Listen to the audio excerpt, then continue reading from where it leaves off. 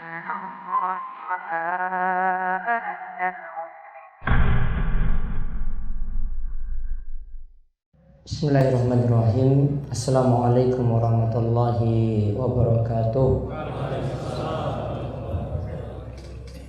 Alhamdulillahilladzi arsala rasulahu bil huda wa dinil haqq liyudhhirahu 'ala dini kulli wa kafa billahi shahida. Wa asyhadu an la ilaha illallah wahdahu la syarikalah iqraran bihi wa tauhidan wa asyhadu anna Muhammadan abduhu wa rasuluh.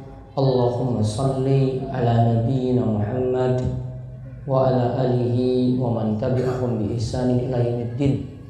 Allahumma inna nas'aluka ilman nafi'an wa rizqan thayyiban wa amalan mutaqabbala. Allahumma inna na'udzubika min ilmin la yanfa' wa min qalbin la yakhsha wa min nafsin la tashba wa min da'watin la yustajabu laha.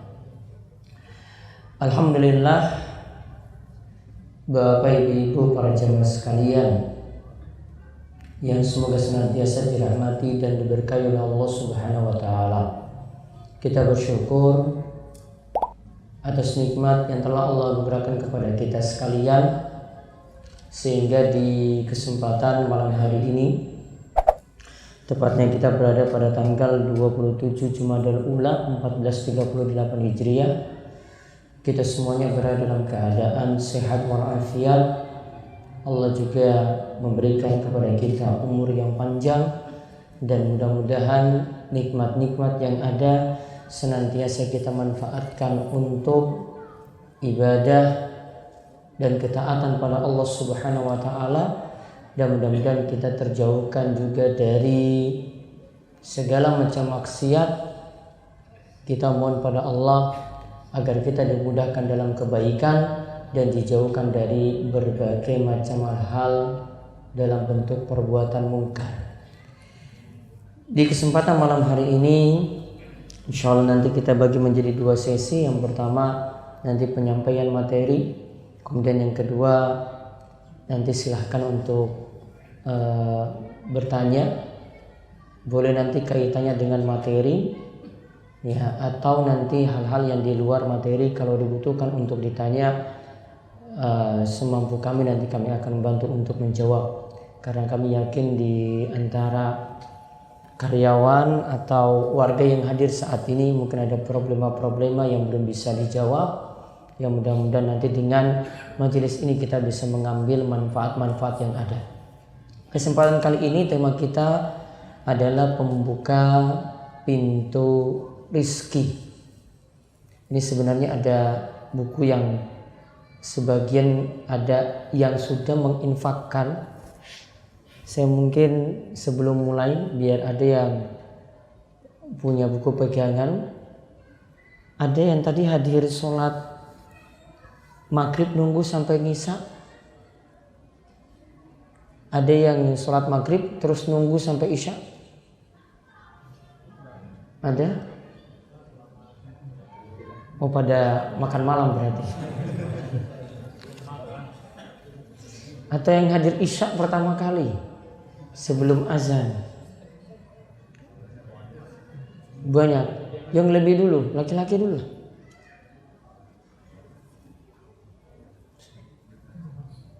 Satu, dua, tiga, empat, lima, enam, tujuh. Kan jadi cepat baginya. 2, 4, 6, 7. Nanti yang ngacung coba.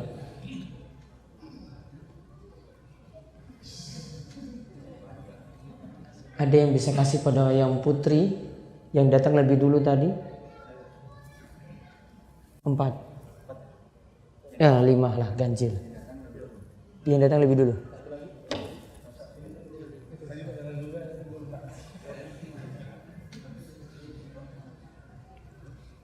Sudah. Yang sana sudah, sebelah sini sudah? Sudah ya? Tema kita pembuka pintu rizki. Hal-hal yang kita pelajari karena waktunya nanti singkat. Ya, mau tanya jawabnya yang lama apa materi? Hah? Kalau mau tanya jawab yang lama ya materi setengah jam saja. Tanya jawab aja nggak apa-apa. Namun kalau mau materi ya lama ya saya nanti bahas beberapa poin penting di sini. Yang intinya yang akan kita bahas terlebih dahulu bagaimana kita memahami rizki. Terutama nanti akan saya jelaskan karena masyarakat kita itu begitu khawatir dengan rizki. Perlu dipahami dulu Allah itu maha memberi rizki. Dan ada hikmah-hikmah. Ada orang yang diberikan kekayaan, artinya kelapangan rizki. Kemudian ada yang disempitkan rizkinya. Ada hikmah-hikmah yang nanti kita pelajari di sini yang para ulama itu sebutkan. Kemudian baru nanti kita lihat apa saja yang membuka pintu rizki. Ada poin-poin pentingnya di sini, yang ini jadi sebab utama rizki kita itu akan dibuka oleh Allah Subhanahu wa taala. Kemudian nanti akan dibantu dengan amalan-amalan. Sampai ada doa-doa yang nanti yang kami sebutkan di sini. Baru kita akan lihat beberapa amalan ini benar enggak jadi pembuka pintu rizki ataukah tidak. Adapun yang pertama yang perlu dipahami, nanti silahkan lihat di halaman-halaman awal, yaitu Allah itu maha memberi rizki. Dan Allah itu memiliki nama Ar-Razzaq dan Ar-Razik. Ar-Razzaq dan Ar-Razik. Ar-Razzaq itu artinya maha pemberi rizki. Ar-Razik juga artinya sama, maha pemberi rizki. Namun Bapak Ibu perlu pahami, yang satu itu menggunakan Ar-Razzaq, yang satu itu menggunakan Ar-Razik. Dalam bahasa Arab biasanya kalau ada huruf yang ditasydid Ar-Razzaq, maka maknanya itu lebih. Kalau bahasa kita itu ada kalimat hiperbolis, artinya terlalu berlebihan. Namun ini menandakan bahwasanya kalau Ar-Razik Allah memberi rizki, kalau Ar-Razzaq Allah itu memberi rizki dengan rizki yang sangat-sangat banyak. Artinya banyak memberi rizki kepada makhluknya. Maka nanti kalau kita bertemu dengan ayat-ayat atau hadis yang nanti menyebut dengan istilah Ar-Razik atau dengan istilah Ar-Razzaq, maka bisa dibedakan seperti itu. Intinya semuanya punya maksud yang sama, yaitu sama-sama artinya maha memberi rizki. Dan ini berarti kita telah menyebut salah satu atau dua nama. Namun kalau kita gabungkan jadi satu sebenarnya, sama-sama pemberi rizki. Ini yang disebut dengan Asmaul Husna. Dan Allah Subhanahu wa taala memerintahkan kepada kita, walillahil asmaul husna fad'uuhu biha. Dan Allah itu memiliki nama-nama yang terbaik. Jadi bukan nama-nama yang baik saja. Husna di sini maknanya itu lebih. Allah memiliki nama-nama yang terbaik. Fad'uuhu biha. Maka berdoalah kepada Allah Subhanahu wa taala dengan Asmaul Husna yang ada. Berarti ada tuntunan Bapak-bapak, ibu-ibu itu bisa menggunakan Asmaul Husna untuk berdoa. Atau ini disebut dengan istilah tawassul, menjadikan perantara dalam berdoa.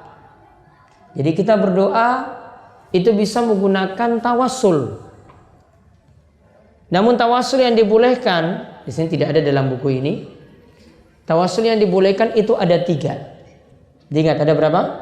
3. Yang pertama tawassul dengan Asmaul Husna. Walillahil asmaul husna fad'uuhu biha. Allah itu memiliki nama-nama yang terbaik, maka berdoalah dengan nama-nama yang terbaik tersebut. Berapa nama-nama Allah? Asmaul Husna ada berapa? Berapa Bapak Ibu? 99? Kalau lihat di mushaf Al-Quran itu ada berapa? Di bagian cover yang dalam itu ada ya? Sudah dihitung belum? Sudah dihitung berapa jumlahnya? Ya 99 tadi. Namun yang jelas nama Allah itu lebih daripada itu. Nama Allah Subhanahu wa taala lebih daripada itu. Tidak dibatasi dengan jumlah 99. Nah, nama-nama yang ada tadi bisa kita gunakan untuk berdoa. Jadi kalau mau minta rizki, kita panggil dulu nama Allah. Ya Ar-Razzaq. Ya Allah yang maha memberi rizki. Setelah itu masuk dalam doa, menggunakan bahasa kita juga boleh. Ya Allah, lancarkanlah rizkiku ini. Ini berarti kita berdoa dengan menyebut Asmaul Husna. Contoh yang Bapak Ibu praktekkan biasanya ada di sini, memanggil Allah dengan menyebut nama Allah itu sendiri, atau memanggil Allah dengan menyebut nama Allah Rabb, atau dengan Asmaul Husna yang lainnya. Di dalam doa-doa kita itu ada yang pakai Allahumma. Contohnya apa yang pakai Allahumma? Allahumma gfirli, terus wali walidayya, bukan Rabbik firli. Boleh pakai Allahumma, boleh pakai Rabbik firli juga boleh. Namun yang disebut dalam surat Al-Isra itu memakai Rabbirhamhuma kama rabbayani shaghira. Ada yang pakai Allahumma. Contoh, Allahumma inni a'udzubika min azabi jahannam wa min azabil qabri wa min fitnatil mahya wal mamat wa min syarri fitnatil masihid dajjal. Ini doanya dibaca kapan? Doanya dibacanya kapan? Tahiyat akhir, sebelum salam, setelah tahiyat. Setelah kita baca innaka hamidum majid, lalu membaca Allahumma inni a'udzubika min azabi jahannam wa min azabil qabri wa min fitnatil mahya wal mamat wa min syarri fitnatil masihid dajjal. Setelah itu boleh tambah dengan doa yang kita inginkan. Namun ingat Bapak Ibu, untuk doa dalam sholat ini kalau dalam aturan mazhab Syafi'i itu hanya boleh entah doanya itu dari Al-Quran, entahnya itu doanya dari hadis, atau doanya itu dengan bahasa Arab yang dibuat, dan tidak boleh dengan bahasa selain bahasa Arab. Tidak boleh dengan bahasa selain bahasa Arab. Kenapa demikian? Karena dalam sholat itu tidak boleh ada kalam manusia, tidak boleh ada pembicaraan manusia. Maka tidak boleh di dalam sholat, walaupun ini nanti di dalam batin, tidak boleh memakai bahasa Indonesia. Kenapa demikian? Karena dalam sholat tidak boleh ada kalam manusia. Ini jadi pendapat dalam mazhab Syafi'i. Ya, jadi kalau Bapak Ibu mau pakai, ya cari yang dalam Al-Quran tadi. Banyak sekali doa-doa. Atau cari dalam hadis-hadis Nabi SAW. Lebih banyak lagi doa-doa yang terkumpul. Atau kalau ngerti bahasa Arab, ya menggunakan bahasa Arab. Yang kedua, tawasul yang dibolehkan lagi dengan menyebut amalan soleh. Tawasul yang dibolehkan lagi dengan menyebut amalan soleh, yaitu kita berdoa pada Allah dengan menyebut amalan soleh yang pernah kita lakukan. Contoh dalam kisah, ada 3 orang yang pernah tertutup dalam gua, yang ketika itu masing-masing dari 3 orang ini tidak ada yang mereka bisa harapkan kecuali keluar dari kesulitan ini dengan doa. Maka masing-masing ketika itu menyebutkan amalan solehnya. Yang pertama punya bakti pada orang tua. Yang kedua itu ingin meninggalkan kemungkaran, meninggalkan maksiat karena dia ingin menzinai seorang wanita yang masih punya hubungan kerabat dengan dia. Yang ketiga, ada seorang majikan, seorang bos itu punya pegawai yang dia itu manfaatkan gajinya, kemudian dia putar gaji tersebut sampai punya penghasilan yang banyak. Kemudian saking menjaga amanatnya ketika itu, ya ketika ditagih oleh pegawainya, mana gajiku dulu, akhirnya dia serahkan semua gajinya tadi dengan hasil-hasilnya yang ada setelah uangnya itu diputar. 3 orang tadi menyebutkan amalan soleh, akhirnya goa yang menutupi mereka tadi kemudian terbuka. Berarti dari sini para ulama katakan kita boleh menyebut amalan soleh ketika kita itu berdoa. Ya Allah, kalau memang baktiku ini pada orang tuaku ini amalan soleh yang kau terima, maka lepaskanlah saya dari kesulitan-kesulitan ini. Boleh berdoa semacam itu. Yang ketiga, tawasul dengan perantaraan orang soleh yang masih hidup. Lewat perantaraan orang soleh yang masih hidup. Di mana orang soleh ini dengan catatan, ya, dia itu masih hidup dan mampu untuk memenuhi hajat kita dahulu. Artinya dia memang benar-benar hadir ketika itu dan lewat perantaraan kita itu kita berdoa. Jadi seperti yang dilakukan oleh para sahabat ketika Nabi SAW itu masih hidup, mereka datang pada Nabi supaya ketika itu Allah menurunkan hujan. Ya, supaya Allah itu menurunkan hujan. Namun ketika Nabi SAW sudah meninggal dunia, para sahabat tidak mendatangi kubur Nabi SAW. Tidak minta pada kubur Nabi SAW. Namun mereka itu mendatangi Abbas bin Abdul Muttalib, paman Nabi SAW, untuk dimintai doa. Ya, wahai Abbas, dulu ketika Nabi itu hidup kami minta doa pada beliau supaya berdoa pada Allah. Sekarang kami minta kepadamu untuk berdoa pada Allah supaya Allah itu menurunkan hujan. Berarti boleh mengambil perantara dari orang soleh dengan catatan apa? Orang solehnya masih hidup. Berarti kesimpulannya ada berapa kita bertawasul? 3. Yang pertama lewat Asmaul Husna. Ada doa lagi, ya Hayyu ya Qayyum bi rahmatika astaghits wa aslih li sya'ni kullahu wa la takilni ila nafsi tarfata ainin abadan. Dalam riwayat yang lain ada tambahan abadan.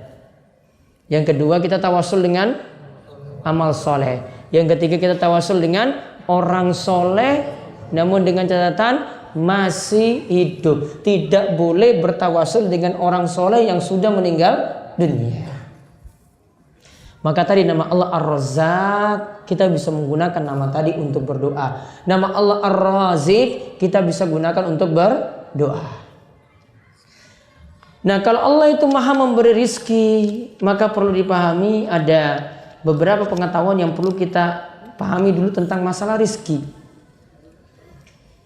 Dan ini kita bisa mengetahui dari hikmah-hikmah Allah itu memberikan rizki.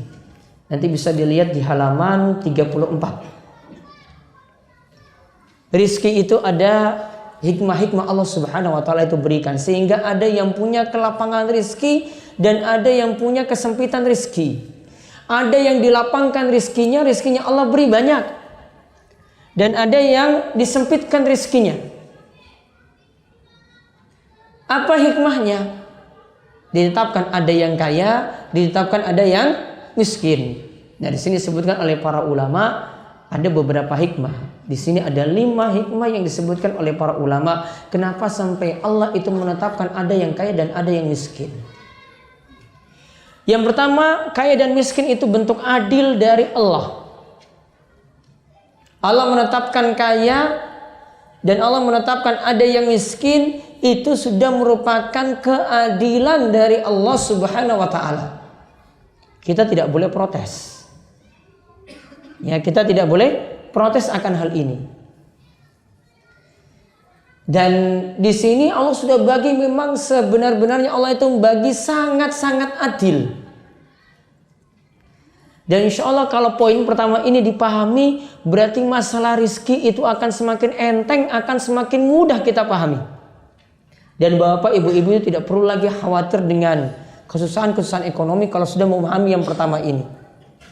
Juga tidak ada lagi untuk kejar sesuatu, yaitu kejar dunia, untuk kerja. Kita ini untuk kejar gengsi. Kalau ini sudah dipahami, maka tidak perlu sampai gengsi-gengsian lagi ketika kita itu untuk mendapatkan rizki. Karena kebanyakan kalau kita hidup, lihat tetangga itu punya motor, pingin juga punya motor. Lihat tetangga itu punya sesuatu yang baru, punya kulkas baru, kita pingin ganti yang kulkas lawas kita, kulkas lama kita, pingin diganti lagi dengan kulkas yang baru. Kalau kita biasanya itu jalan kaki, merasa wah kita ini kalah ini, gengsilah mau jalan kaki. Harus punya apa? Harus punya motor. Kalau tetangga sudah punya mobil, kita juga ingin menyayangi, sama, ingin punya mobil juga semacam itu. Berarti semuanya ini karena apa? Gengsi kan? Dan asalnya ini tidak meyakini bahwasanya Allah sudah bagi rizki dengan adil.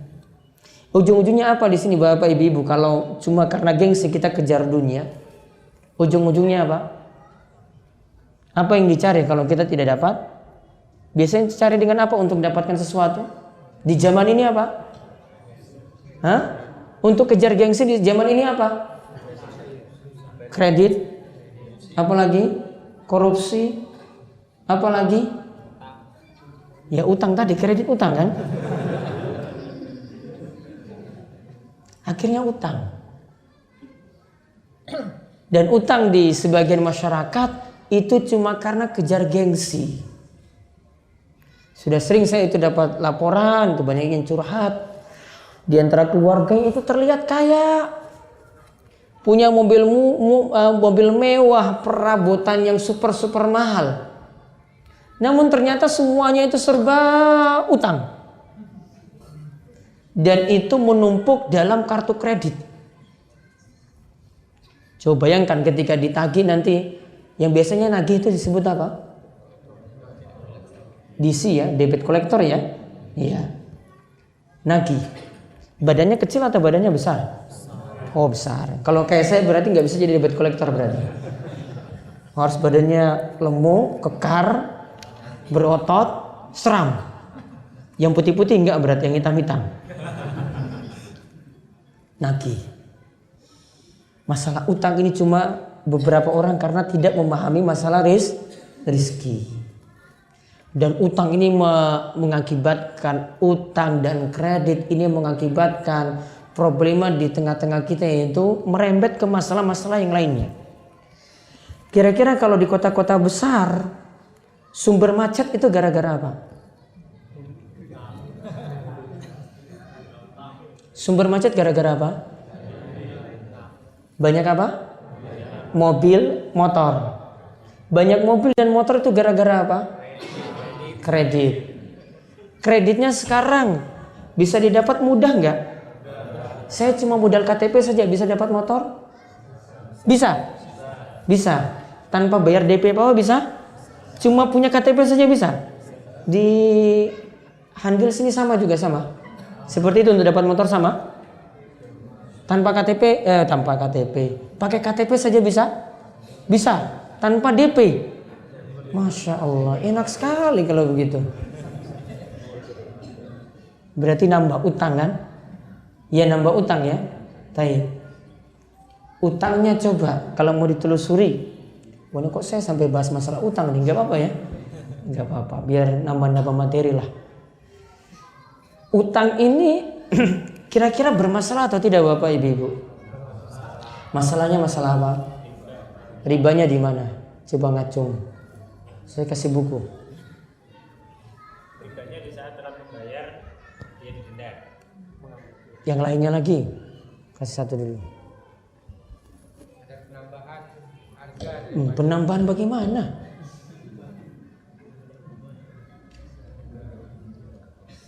Harga cash dan kredit itu ada. Cash dan kredit beda ya wajar. Saya beli pulsa ya. 10.000 di sini harganya berapa? 12.000. Ini hari Kamis, saya bayar karena uang saya nanti ada hari Sabtu. Sama enggak? Kalau saya jadi pedagang saya enggak mau kasih sama. Uang hari Sabtu nanti gajinya lebih besar kok. Ya, sekarang 12.000, besok saya minta 14.000. Apa masalahnya?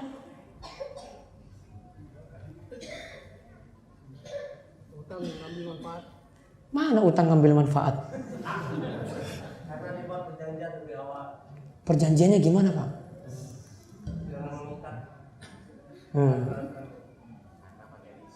Karena pakai leasing. Panjenengan kalau bayar, ya, kalau bayar itu langsung ke dealernya atau pakai leasing? Ada pihak ketiga atau saya dengan dealernya langsung? Kalau tadi yang disebutkan tadi, saya jual pulsa, ya jual pulsa, ya dengan Ustadz Abdul Qadir ini, ya cuma 2 orang saja ini, nggak ada pihak ketiga. Bayar langsung 12.000, bayarnya Sabtu itu dapat ditagih 14.000, boleh nggak? Nggak masalah. Wong minta nambah waktu kok. Karena cuma berdua. Namun tadi ditambah dengan apa? Leasing. Jadi masalahnya cuma leasing saja di situ ada. Berperan pihak ketiga, maka jual belinya sudah beda. Gini loh Bapak, saya mau cerita ini dulu. Biar tahu masalahnya di mana. Jangan-jangan selama ini nggak tahu kalau itu masalah. Asalnya kan kalau beli cash langsung berapa harganya? Taruhlah motor Vario itu berapa? Di sini berapa? 15 atau 17? 15, jangan-jangan nggak ada remnya nanti. Wah ini nambah lagi nih, nambah pertanyaan. Hah? Taruh 17 ya. Taib.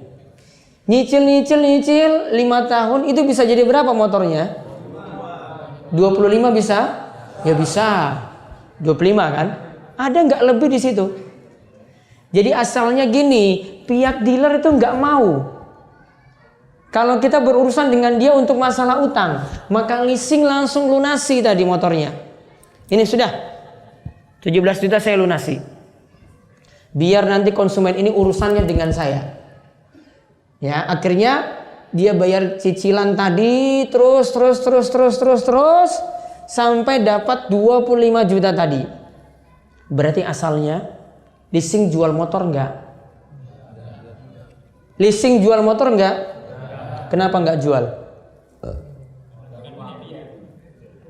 Mana ngacung dulu. Yang ada leasing cuma pinjamkan uang Bapak-bapak. Pinjamkan berapa? 17 juta. Kembali 25 juta. Ada tambahan enggak? Ada. Berarti ada tambahan dalam masalah utang piutang. Kaidahnya kata para ulama sepakat.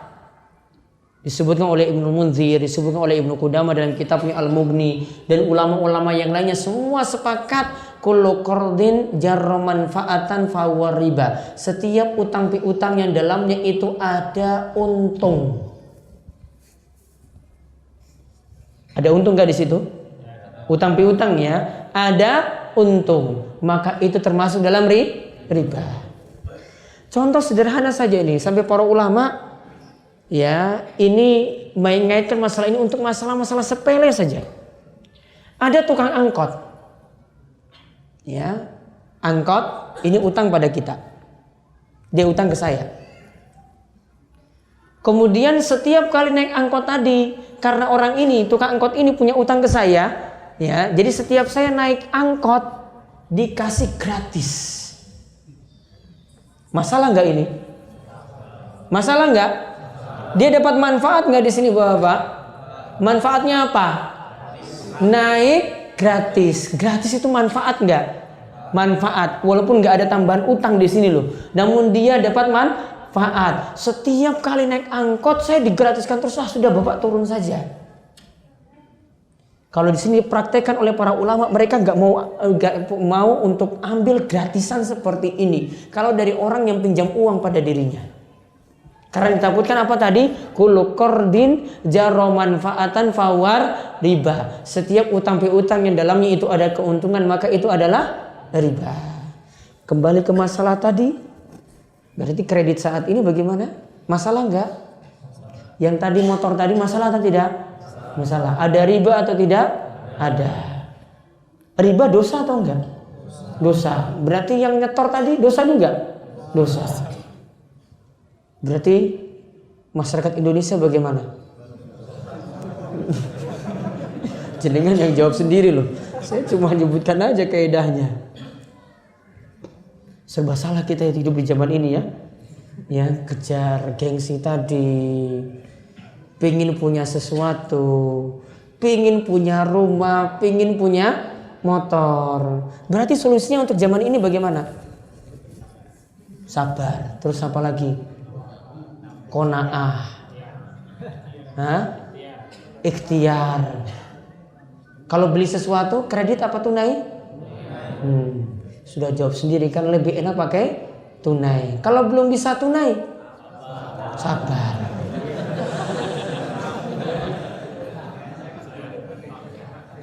Sudah sabar. Kalau istilah wong Jawa itu satu lagi tadi yang disebut qanaah, narimo ing pandum. Apa maksudnya narimo ing pandum? Hah? Apa yang maksudnya nerima ing pandum? Saya dapat 1 juta, ya sudahlah saya nerima ini, saya manfaatkan 1 juta tadi, pokoknya ini sesuai kemampuan saya, dapat rezeki semacam ini. Iya kan? Iya. Saya dapat lebih, alhamdulillah. Saya manfaatkan juga rezeki Allah seperti itu. Nerima itu bukan berarti kita pasrah saja, aduh, cuma dapat 1 juta, sudahlah saya nggak usah kerja aja, masa rezeki saya cuma seperti ini. Ini malas berarti, dan salah dalam menyikapi rizki. Dan prinsip yang pertama ini dia tidak pahami.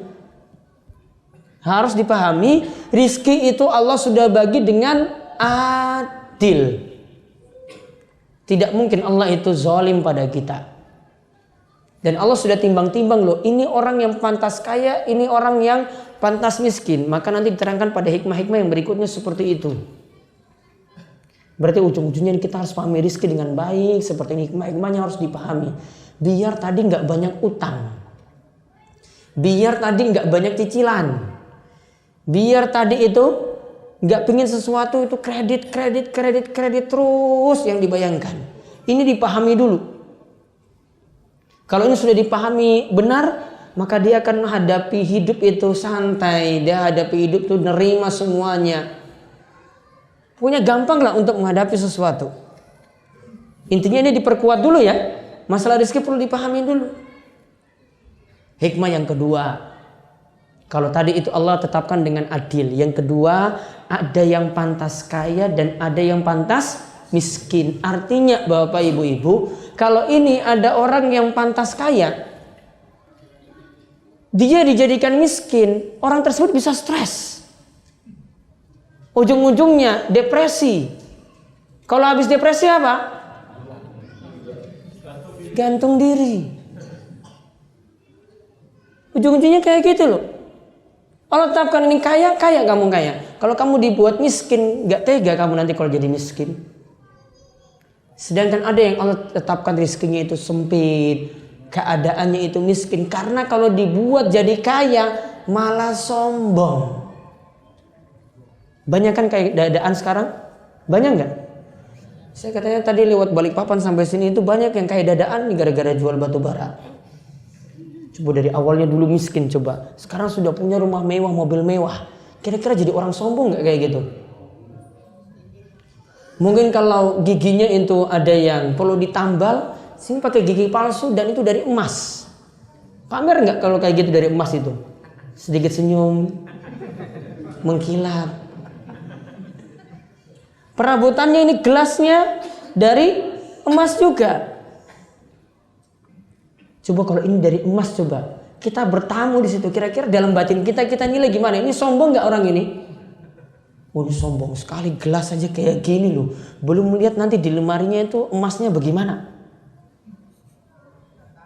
Ya, yang miskin tadi, ya kalau andai dibuat kaya, ini loh keadaannya sombong seperti ini. Makanya Allah tetapkan ini sudah adil, sudah pantas bagimu jadi miskin. Maka yang tadi Allah jadikan dia itu kaya, dia punya tugas untuk rajin bersyukur. Sedangkan yang miskin banyak-banyak bersabar. Tadi nggak mampu beli motor tunai, maka bagaimana caranya? Sabar. Ya harus banyak bersabar. Kemudian yang ketiga, kaya dan miskin itu sama-sama ujian. Kaya itu ujian untuk menguji orang kaya itu jadi rajin bersyukur atau tidak. Kemudian yang miskin itu diuji lagi. Apakah dia itu rajin bersabar ataukah tidak. Jangan-jangan orang kaya itu malas bersyukur.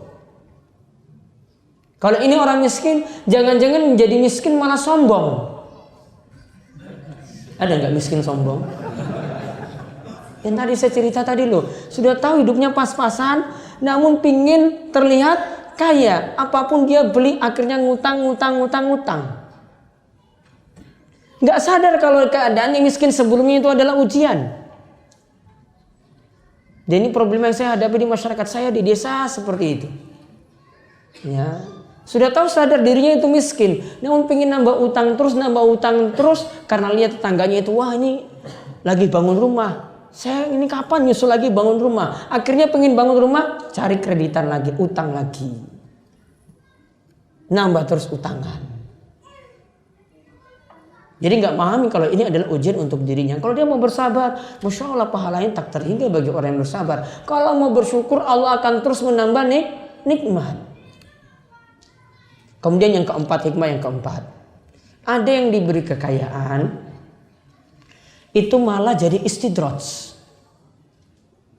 Istidraj ini sebenarnya jebakan Bapak Ibu. Jebakan bagaimana? Kita itu orang yang berbuat maksiat, malah Allah buat kita jadi kaya. Kita bergelimang maksiat, penuh dosa, malah Allah jadikan kita itu kaya. Maka kaidahnya apa yang dimaksudkan dengan istidraj? Kalau kita dapat nikmat di saat kita bermaksiat pada Allah Subhanahu wa taala, maka pahami itu adalah istidraj. Dan ini suatu musibah. Lebih enak kalau orang itu buat maksiat langsung dihukum, daripada orang itu buat maksiat malah dapat kesenangan. Coba lihat orang yang biasanya minta di kuburan, doa di kuburan, terkabul nggak? Ada yang terkabul nggak? Ada atau tidak? Ada. Dia merasa yakin bahwasanya saya tempuh jalan ini berarti sudah benar, karena saya minta kaya akhirnya jadi kaya. Padahal dia tempuh jalan yang keliru. Ada ini kalau istilah ya orang-orang yang pengen cepat kaya. Kalau pengen kaya itu lakukan ritual pesugihan. Saya belum tahu pesugihan di Kalimantan ini bagaimana. Namun kalau di tanah Jawa itu banyak sekali. Ada gunung apa? Kawi. Wis ngerti berarti. Ada gunung yang di Sragen sana itu apa? Kemukus. Ya, gunung-gunung banyak. Ada yang petilasan-petilasan. Ya. Ada yang tempat-tempat keramat. Dan ini bukan orang Islam saja yang datang. Nanti yang Konghucu datang, yang agama ini datang, berbagai macam aliran datang. Ingin cepat kah? Kaya. Kalau di Kalimantan apa? Ada pesugihannya juga di sini? Ya, ada nggak? Paling pada tuan guru gitu ya. Mintanya pada itu kan? Iya. Ya, seorang yang ditokohkan lah di situ. Nanti kalau pengen sesuatu itu punya agenda tiap tahun. Nanti setor apa gitu. Pengen dapat berkah ya setor sesuatu pada ya istilah kalau orang Jawa itu kiainya.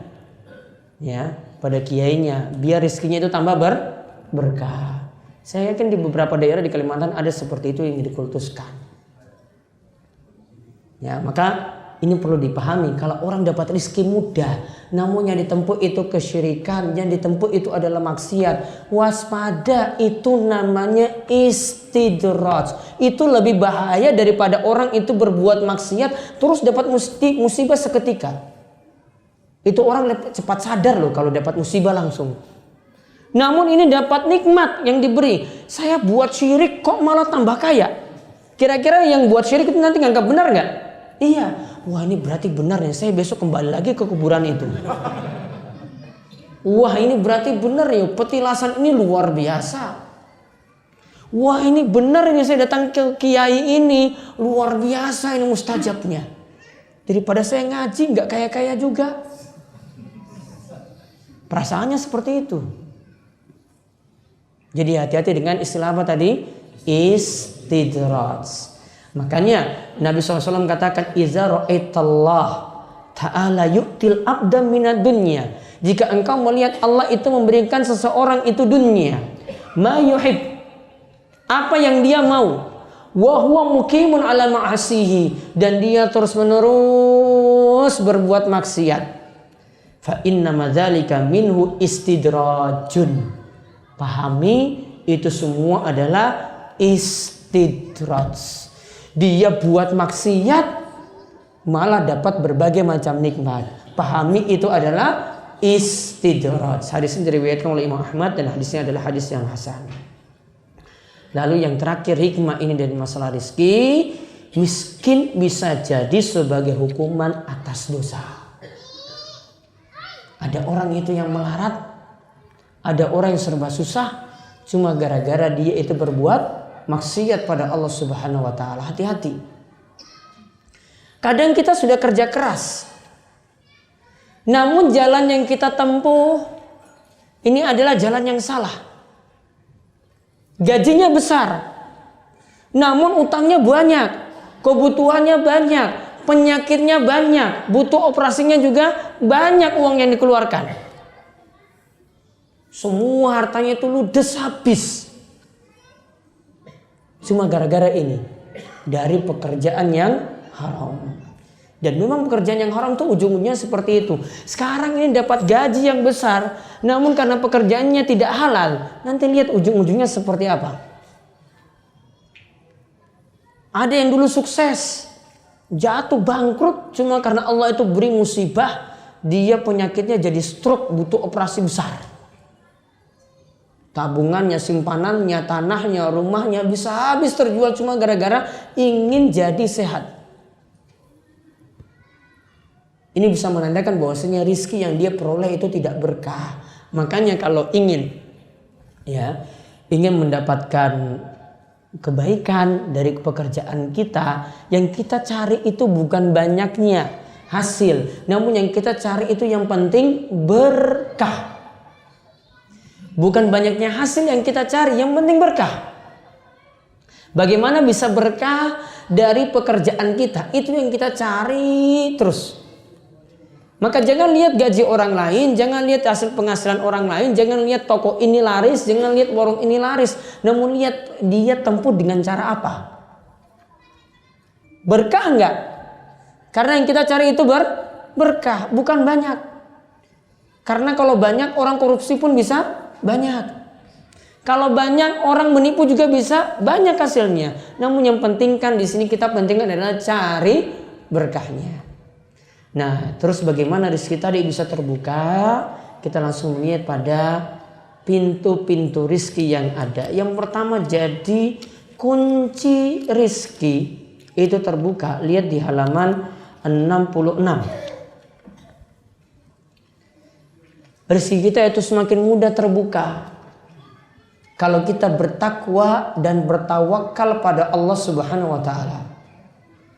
Kalau kita mau bertakwa dan bertawakal pada Allah Subhanahu wa taala. Ini kunci paling utama Bapak Ibu-ibu. Sebelum kunci-kunci yang lainnya.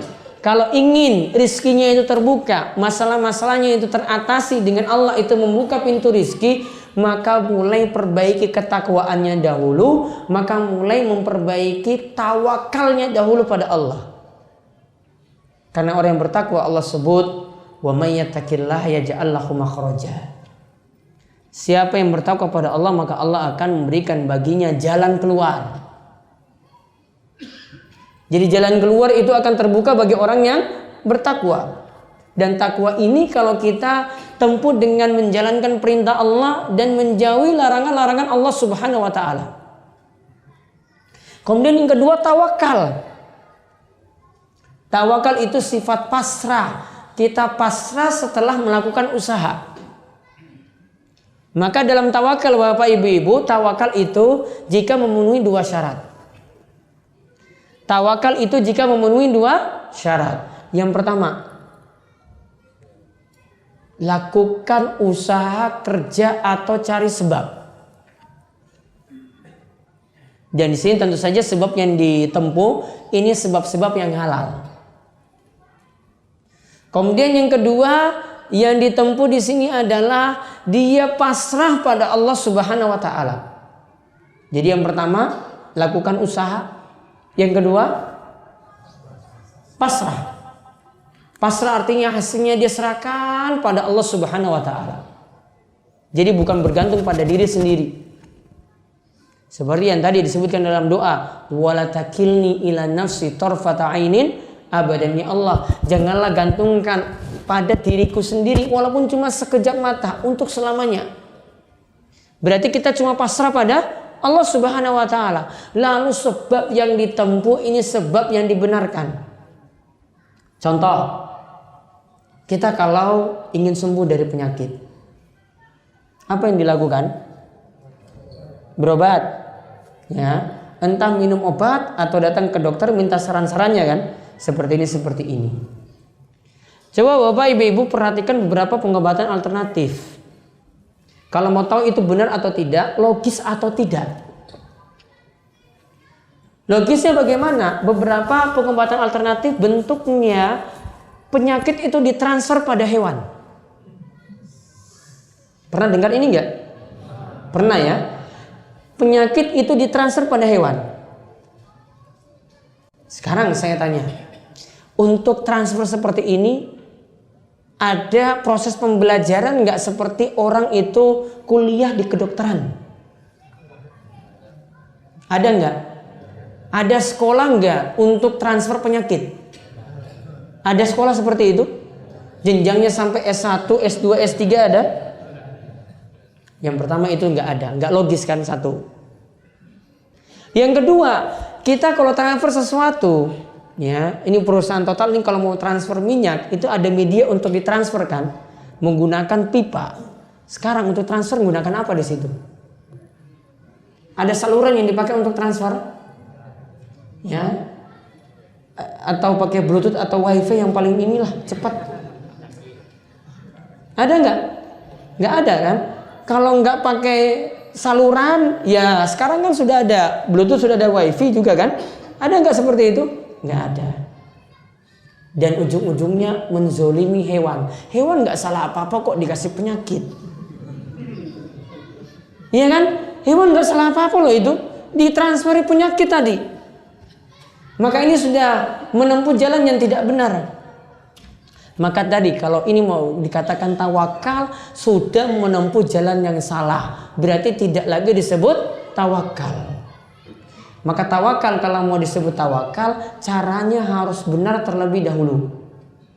Kemudian yang kedua, pasrah pada Allah. Oh, saya sudah berobat, Allah yang nanti akan menyembuhkan penyakit saya. Dalam masalah rizki berarti usaha dulu, kerja dulu. Allah yang nanti akan tentukan hasilnya. Rizki kita besarnya seperti apa, kita pasrah pada Allah Subhanahu wa taala. Perbanyak doa agar kita mendapatkan rizki sesuai dengan yang kita harapkan. Jadi ini tawakal jadi pembuka pintu rizki juga, karena Allah Subhanahu wa taala itu berfirman, "Wa may yatawakkal 'alallahi fahuwa hasbuh." Siapa yang bertawakal pada Allah, maka Allah akan memberikan kecukupan padanya. Yang ketiga, ini sebab utama lagi kaitannya dengan takwa dan tawakal, yaitu istiqomah. Istiqomah itu artinya kita ajak dalam ibadah. Kita terus menerus dalam ibadah pada Allah Subhanahu wa taala. Dan istiqomah ini ada menjadi sebab hujan itu turun, menjadi sebab pintu rizki itu Allah Subhanahu wa taala benar-benar buka. Dalilnya nanti dilihat di surat Al-Jin ayat 16-17 di halaman 73. Wa allaw istaqamu ala tariqati la asqainahum ma'an ghadaqa. Andai saja kalian itu mau istiqomah, tetap berada di jalan yang lurus, la asqainahum ma'an ghadaqa, maka kami akan memberikan minum kepada mereka air yang segar, yaitu rizki yang banyak dari Allah Subhanahu wa taala. Berarti gara-gara sebab kita istiqomah, pintu rizki jadi terbuka. Lantaran kita mau istiqomah, pintu rizki jadi terbuka. Berarti kalau kita itu melenceng dari jalan yang lurus, tidak istiqomah lagi, itulah yang membuat pintu rizki itu Allah Subhanahu wa ta'ala tutup. Dan ini saya sebut sebagai sebab utama, yaitu takwa, tawakal, dan istiqomah. Takwa, tawakal, dan istiqomah. Adapun amalan-amalannya, nanti silahkan dilihat dari halaman 78. Ini bisa diperbanyak. Tadi yang punya banyak utang, yang belum terbuka pintu rizki, yang belum ada pekerjaan. Ini mudah-mudahan dengan memahami ini pintu rizki jadi terbuka. Yang pertama, perbanyak istighfar. Yang pertama, perbanyak istighfar. Karena istighfar itu pembuka pintu rizki. Dalilnya dari surat Nuh ayat 10 sampai 12. Allah berfirman, "Faqultu astaghfiru rabbakum innahu kana ghaffara yursilis samaa'a 'alaikum midrara wa yumdidkum bi amwali wa banina wa yaj'al lakum jannati wa yaj'al lakum anhara." Katakanlah, beristighfarlah kepada Allah. Innahu kana ghaffara, Allah itu Maha Pengampun. Yursilis samaa'a 'alaikum midrara, nanti Allah akan turunkan hujan yang besar dari langit. Tadi di awalnya disebutkan perbanyak istighfar.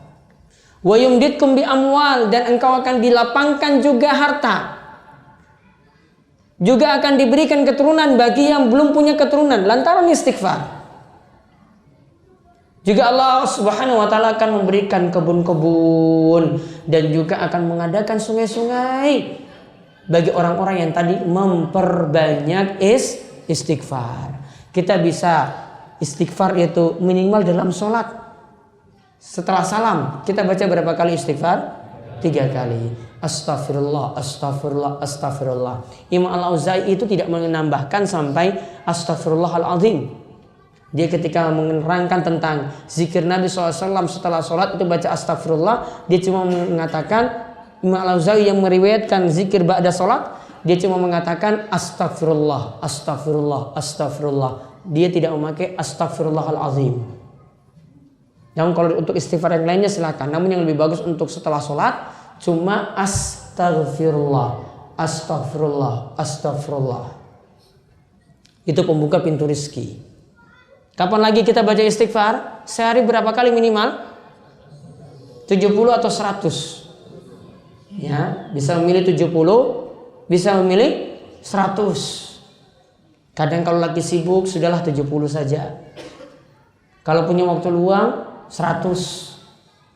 Kadang beberapa zikir itu kita bisa cari yang ringkasnya. Setelah sholat kita baca subhanallah berapa kali? 33. Alhamdulillah 33. Allahu Akbar 33. Namun dalam riwayat yang lain disebutkan boleh baca subhanallah 10 kali, alhamdulillah 10 kali, Allahu Akbar 10 kali. Kata Nabi SAW, bacaan ini nilainya di lisan dinilai 150 kebaikan, nanti di dalam daun timbangan di akhirat nilainya 1.500 kebaikan. Cuma baca berapa? 10. Lagi sibuk, wah ini ada telepon dadaan ini, saya harus keluar. Akhirnya dia baca cuma subhanallah 10 kali, alhamdulillah 10 kali, Allahu Akbar 10 kali. Sederhana kan? Sederhana. Kadang ada yang kita pilih ringkas. Makanya harus tahu-tahu strategi dalam ibadah. Ibadah itu butuh strategi loh. Contoh lagi, setelah kita berwudu disunahkan sholat apa? Sunnah wudu. Kita masuk masjid disunahkan sholat apa? Tahiyatul masjid. Padahal mungkin waktu kadang mepet. Di sini sholat rawatib berapa menit? Misalnya qabliyah subuh 9 menit. 9 menit Ustaz. Pakai jamnya bunyi biasanya. 9 menit. Kenapa nggak ditambah? Oh, karena kerja. Ya. Kalau di tempat saya buat setengah jam. Oh, terserah imam. Saya nggak mau pakai jam. Ya. Karena jam banyak ngatur saya nanti. Ya. Dan saya nimbang-nimbang orang punya kerepotan ketika subuh. Coba pas azan rohnya belum kembali. Allahu Akbar, dia baru dengarkan, wah mau bangun, nggak. Ada yang merem lagi kan, lanjut tidur kan? Ada nggak? Ada. Berarti belum kembali kan? Belum kalau sudah mau bangun, duduk dulu, mikir. Belum kembali juga kan rohnya? Belum kembali juga. Padahal kalau bangun subuh ini ya, saya beritahu ketika kita bangun itu ada 3 ikatan yang setan itu ngikat kita. 3 ikatan. 1 ikatan itu akan lepas ketika kita bangun. 1. Ikatan kedua lepas ketika kita itu berwudu. Ikatan ketiga lepas saat kita sholat. Maka ketika itu Nabi SAW katakan kalau orang seperti ini artinya rajin bangun subuh, maka ketika itu dia akan semangat di pagi hari. Makanya yang biasanya malas bangun subuh itu malas terus kalau kerja. Ya, itu karena 3 ikatan ini masih ada. 3 ikatan ini masih ada. Kalau mau kiat untuk semangat di pagi hari berarti harus rajin bangun subuh. Subuh di sini jam berapa? Jam 5, cuma jam 5. Kalau Jawa Timur sana jam 4 loh itu subuhnya. Ya, jam 4. Surabaya jam 4 ya? Jam 4. Kalau makin ke Jogja sini sudah 4.20. Ya, jam 4. Jam 5 enak sekali, makin ke timur-timur berarti nanti setengah 6, jam 6 itu. Makin malas lagi. Ke Aceh nanti mau dekati jam 6 kan? Iya. Maka intinya itu pada bangun subuh tadi. Maka tadi kalau untuk sholat, ya, untuk sholat ini kenapa dibuat agak lama? Karena punya banyak perhitungan tadi. Nanti jamaah itu ada yang butuh persiapan. Subuh kan sulit sekali untuk persiapan. Beda kalau sholat isya loh, mau 5 menit, 10 menit sudah siap. Namun kalau subuh tadi persiapan banyak. Apalagi kalau malam tuh punya masalah terus. Iya kan? Malam punya masalah. Mandi junub berapa menit? Itu masalahnya. Gak bisa dipercepat loh itu Pak Imam. Kecuali dia sudah perhitungan, wah ini saya harus bangun jam 4:30 nih. Kalau enggak nanti sholatnya telat. Iya kan? Iya. Jadi perbanyak istighfar tadi. Ya, kita kembali istighfar. Kemudian yang kedua, jalin silaturahim. Ini amalan juga. Silah itu artinya menyambung. Rahim itu artinya kerabat. Berarti menyambung hubungan dengan kerabat. Adapun kalau sama kita itu saling kunjungi, itu namanya bukan silaturahim. Ziarah atau saling mengunjungi. Namun kalau dengan kerabat, kita pergi ke orang tua, kita pergi kepada paman, pergi pada saudara, atau minimal telepon. Atau bantulah keadaan orang tua kita, atau bantu keadaan paman kita atau saudara kita yang susah.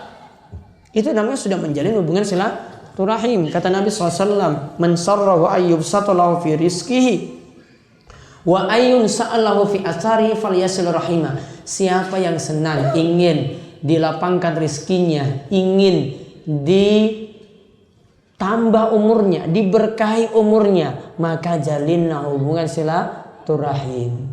Minimal itu kata para ulama, tanya kabar saja. Sekarang sudah ada HP.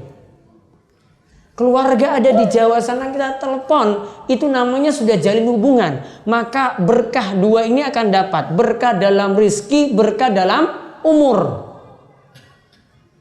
Umurnya tambah berkah, rizkinya juga tambah berkah. Karena keluarga kalau dihubungi seperti ini senang sekali dengar kita. Apalagi kalau kita kasih hadiah. Hadiah loh. Ya, hadiah minimal apa kalau zaman sekarang? Apa? Pulsa. Sekarang kan sudah bisa lewat transaksi, lewat banking ada di HP kan? Sudah bisa transaksi kirim.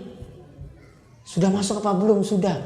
Alhamdulillah sudah masuk 100.000. Oh, senang sekali 100.000 itu sudah paket berapa giga kalau sekarang? Itu sudah jalin hubungan loh itu. Simple kan? Sederhana. Dan orang yang rajin memberi hadiah tadi akan membuat hubungan itu semakin erat, akan semakin cinta. Apalagi ini untuk membangun dakwah. Ingin dakwahi orang tua, ingin dakwahi saudara, ingin dakwahi teman. Itu paling efektif tuh dengan hadiah. Gak usah dengan banyak bicara. Kalau kita sudah tunjukkan akhlak yang baik, rajin memberi hadiah, tingkah laku kita rajin sholat ke masjid, orang itu akan ikut. Wah, saya sudah diberi kayak hadiah kayak gini, dia datang ke rumah, sholat 5 waktu, minta izin keluar dulu mau sholat jamaah di masjid. Akhirnya yang punya rumah, sudahlah saya ikut sholat berjamaah di masjid, padahal belum pernah ke masjid loh. Kadang kita cuma dengan tingkah laku kita saja, contoh-contoh yang baik, gak usah banyak ngomong. Gak usah banyak bicara. Bahkan kalau kita itu banyak ngomong, perintah-perintah orang, nasihati, mas ini kamu ini malah sholat seperti ini, itu kadang gak didengar. Kalau ini adiknya, wah masa adik nasihati masnya sendiri, sok tahu. Namun coba kalau kita akhlaknya dulu kita perbaiki kan.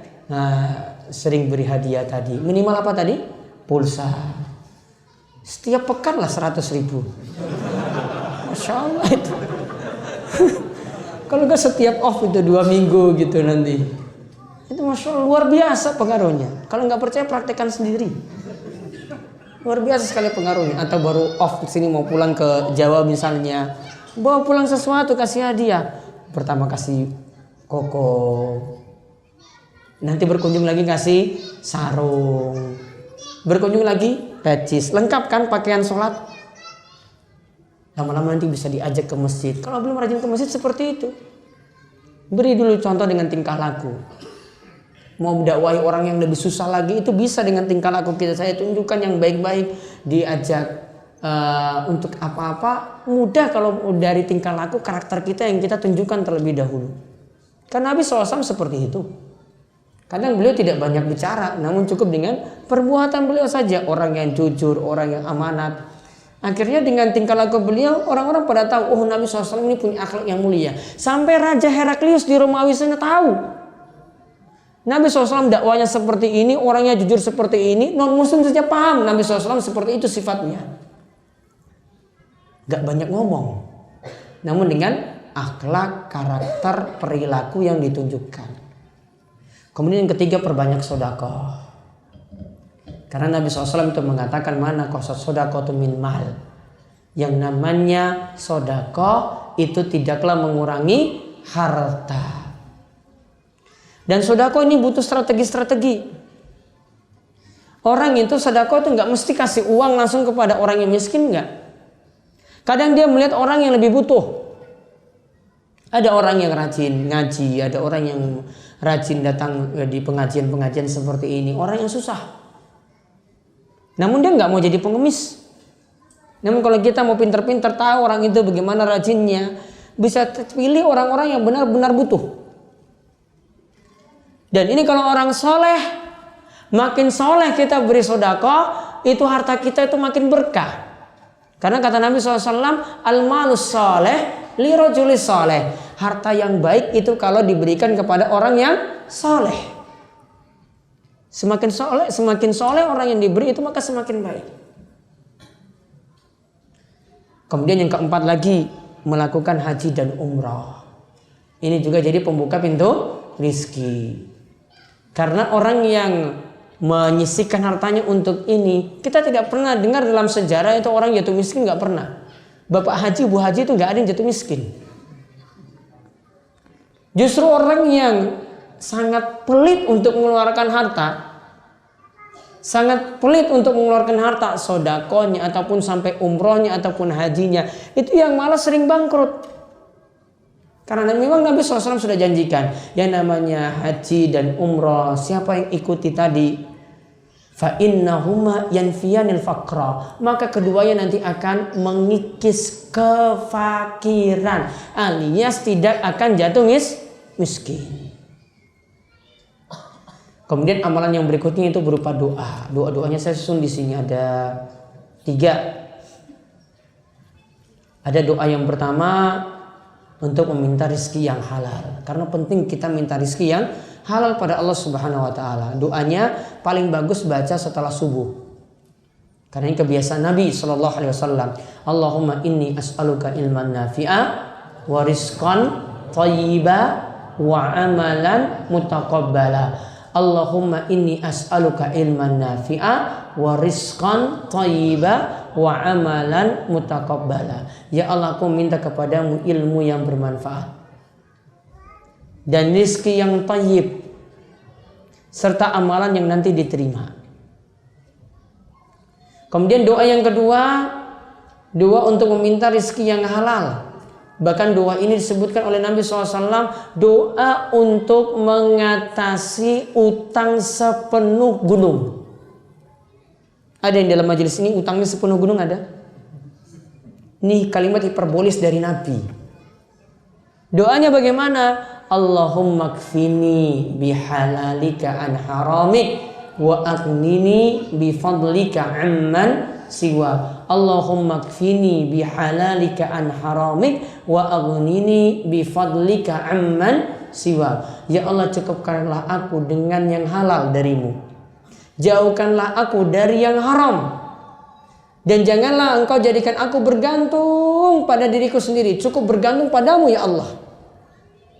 Jadi minta pada Allah kecukupan dengan rezeki yang halal, dijauhkan dari rezeki yang haram. Dan ini dikatakan oleh Ali bin Abi Thalib, Nabi SAW itu mengatakan doa ini untuk mengatasi utang sepenuh gunung.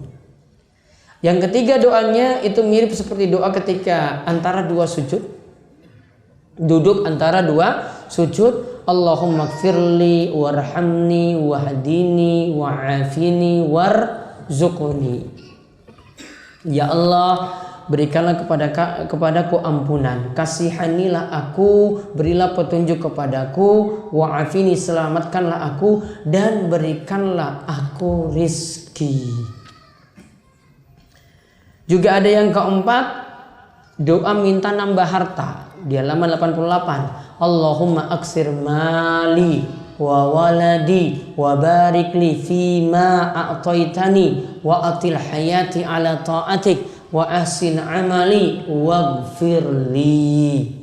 Ya Allah, perbanyaklah harta dan anakku serta berkahilah apa yang telah diberikan tadi.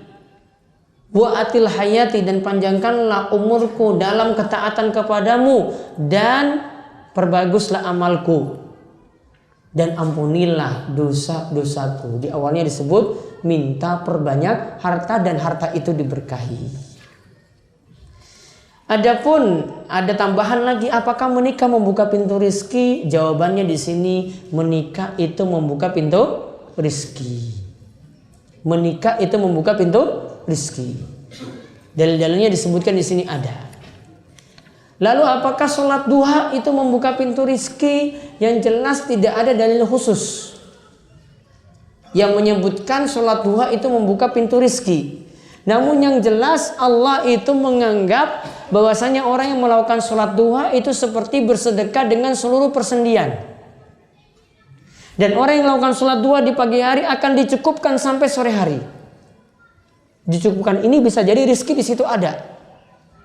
Namun yang perlu dipahami, jangan sampai dari sholat duha cuma dianggap itu jadi pembuka pintu rizki kita. Kita tidak harap lagi rizki di sisi Allah Subhanahu wa ta'ala. Keliru.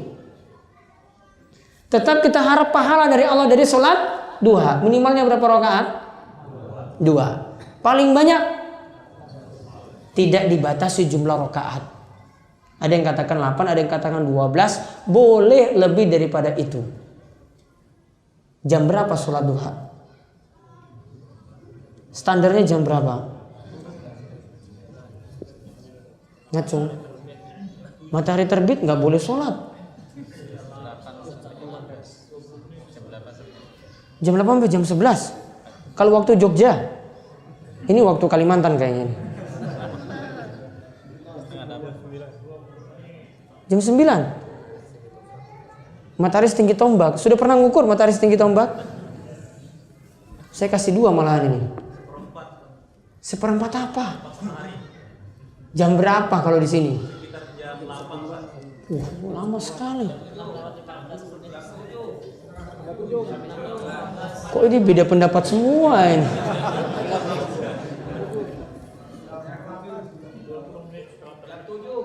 Nah, 20 menit setelah terbit. Wah, ini lebih mendekati ini.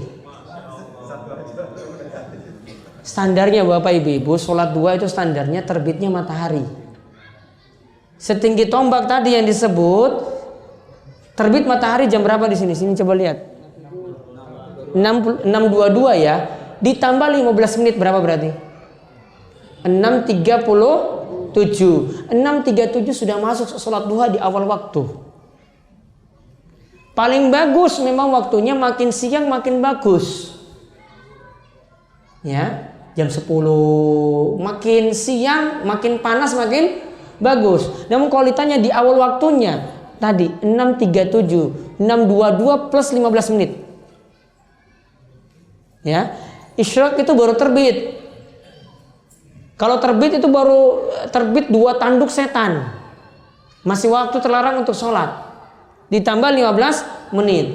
Makanya kalau ada hadis yang menyebutkan siapa yang sholat subuh di masjid, lalu dia duduk nunggu sampai matahari itu meninggi, lalu melaksanakan sholat berapa rakaat? 2. Disebut sholat apa? Syuruk, isyraq. Itu dalam hadis disebutkan juga dengan sebutan subhatut duha, sholat duha yang dikerjakan di awal waktu. Pahalanya apa? Mendapatkan pahala haji dan umrah yang sempurna, baru dapat pahala. Belum naik haji, baru dapat pahalanya. Namun bisa berulang tiap hari. Caranya bagaimana tadi? Sholat subuh di masjid 1. Terus diam di sini, nggak mesti cuma bertapa di sini saja, bukan. Bisa ini, yang penting dalam masjid ini loh, alias iktikaf lah, nunggu. Bisa ketika nunggu ini yang penting jangan tidur, ya. Baca zikir pagi, baca Al-Quran, atau ada majelis ba'da subuh. Kemudian nunggu sampai matahari meninggi. Kemudian yang ketiga, lakukan sholat 2 rakaat, maka pahalanya haji dan umroh yang sempurna. Rutinkan ini. Itu sudah masuk hitungan sholat duha. Masih boleh sholat duha atau tidak? Saya kembali ke mes lagi, tempat nginap, kemudian saya sholat duha lagi, masih boleh nggak? Masih boleh, karena sholat duha tidak dibatasi jumlah rakaat. Boleh. Paham ini ya? Sholat isyraq seperti itu. Sholat duha berarti kesimpulannya jam berapa? Ya sekitar jam 6:30 lebih lah. Itu sudah mulai sholat duha. Jadi kalau yang masuknya jam 7 masih bisa sholat duha. Ya, masih bisa sholat duha.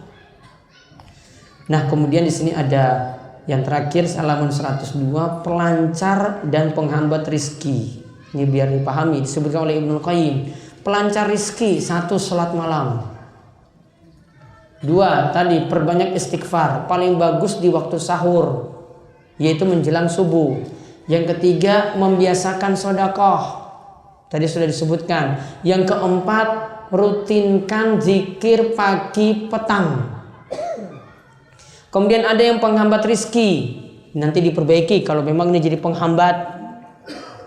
Kebiasaan tidur pagi, ya, kecuali kalau butuh.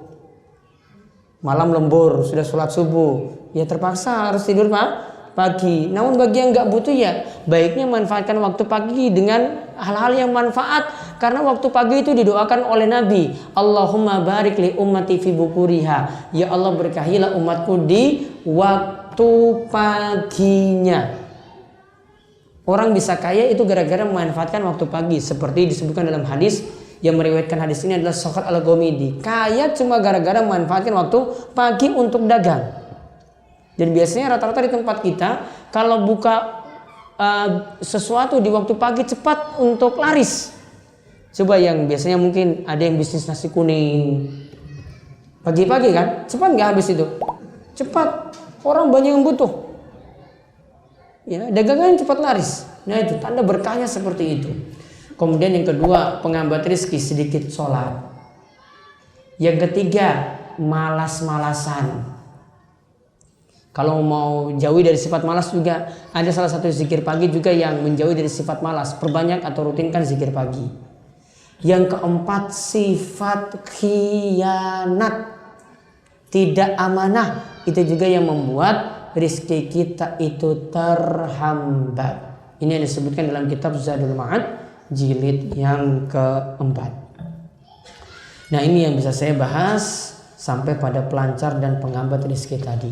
Wallahu a'lam bishawab. Dan kami doakan mudah-mudahan para jamaah tetap diberikan kesehatan dan umur panjang, dan Allah Subhanahu wa taala memberikan kebaikan yang banyak bagi kita semuanya. Kita mudah-mudahan dikumpulkan dengan para nabi, dengan orang-orang soleh di akhirat kelak, dan Allah membukakan pintu rezeki yang banyak bagi kita sekalian, rezeki yang penuh berkah, dan kita dijauhkan dari kesempitan rezeki, dan juga kita dijauhkan dari beratnya utang, dan dijauhkan dari hal-hal yang dapat menyusahkan hidup kita sekalian. Ya demikian, wabillahi taufiq wal hidayah inayah. Subhanakallahumma bihamdika asyhadu an la ilaha illa anta astaghfiruka wa atubu ilaik. Assalamualaikum warahmatullahi wabarakatuh. Nah, itulah video-video Darus Sholihin TV. Dukung Darus Sholihin dan jangan lupa subscribe videonya biar mendapatkan ingatan terus setiap hari.